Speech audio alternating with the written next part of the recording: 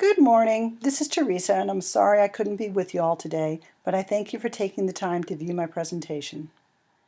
This lesson is part 2 of our first grade social studies unit entitled World of Work. In the first part, an extra long class period is set aside where any parent who wishes may come in and briefly tell the children what they do, what it entails, and any special training or schooling that is required.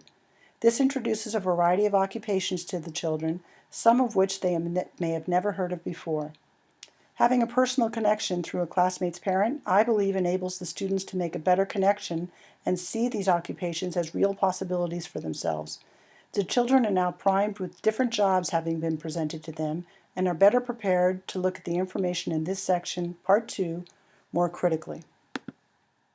In this lesson, the children are being asked to recognize and explore the relationship between goods and services, buyer and seller, workers, machines, and factories.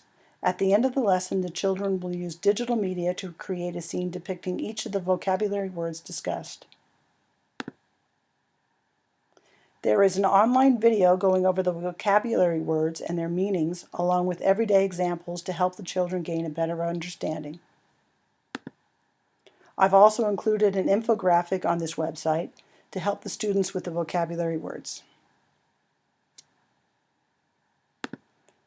During the lesson, I will utilize 3 different assessment techniques. First, there is a game where the students will work in groups to match the word with its meaning. There will be a self-assessment of thumbs up, thumbs down as an indicator of understanding, and the summative assessment, the last assessment, is the one previously mentioned, where the students will use digital media to create a scene with the correct depiction of each vocabulary word.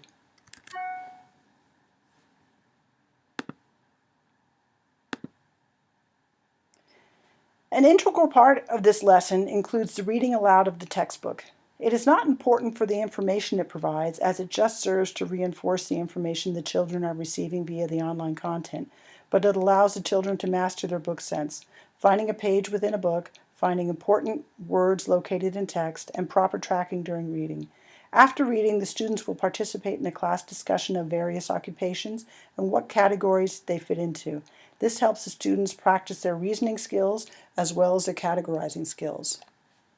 Working on this project has been a great experience.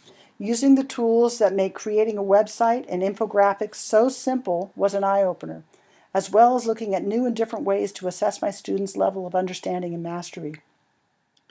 Going through this experience has given me greater confidence as I go into the new school year. I know that I have the tools and know-how necessary to incorporate greater use of technology in my classroom. In addition to what we've already discussed in class, there have been several things I've learned while working on this blended learning assignment that will affect my work as an educator in the philosophical sense. One is that when students have some control over their learning, as they do with a blended lesson, they are more engaged in their learning. And this was confirmed in research done by Gad Yair in 2000. Engaged students make a psychological investment in their learning. According to a study done by Fred Newman in 1992, they strive for not only the positive rewards offered, such as grades, but take pride in truly understanding the material. In my opinion, that is the icing on the cake for any motivation a teacher may need to make the extra effort to incorporate greater use of technology in the classroom. I believe that especially in elementary school, social interaction is an extremely important aspect of the learning experience and is absolutely vital in learning to work collaboratively. Studies done by Riel and Sparks in 2009 show that the planned interactions between students, such as assigned work groups, is more important than technology for the development of a collaborative knowledge building. Blended learning provides the face-to-face classroom interactions needed to facilitate these interactions, as well as the added benefits associated with blended learning, such as working at the student's own pace and differentiated instruction and assessment. One of my own concerns regarding online education is the loss of social interaction and meaningful discussion between students. The blended learning environment provides the opportunity for face-to-face interaction between students and for meaningful discussion in which they can gain a better understanding of the subject matter. What has played out during this course, as noted by Professor Cabaldo, is that meaningful discussion does occur in the online community. Professor Tabaldo has noted that the quality of our work has been elevated by our interactions on the discussion boards. This is very encouraging to me as a teacher.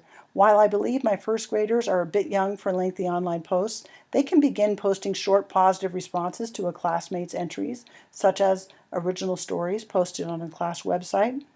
I think my work on this project and in this class will benefit not only my own teaching, but that of my colleagues as well, in that I can show them the ease with which they can create their own online content. I will be more than happy to be a mentor or collaborator with any of my colleagues to work on ways to promote greater use of tech in our school. I'm eager to share the resources we have been provided, such as Remind, Evernote, Twitter, and the various Twitter chats, screencasting apps, Google discussion communities, Weebly, and Pictochart. I believe we have reached a point in our society where incorporating digital technologies and developing digital literacies in our students is no longer an option. It is our duty as educators. Digital technology permeates not only our lives, but the lives of our students as well. And as John Dewey said over 120 years ago, school must represent present life, life as real and vital to the child as that which he carries on in the home, in the neighborhood, or on the playground. This is as true today as it was back in 1897. My experience in this class has given me the tools necessary to make this statement a reality in my classroom. Thank you for listening.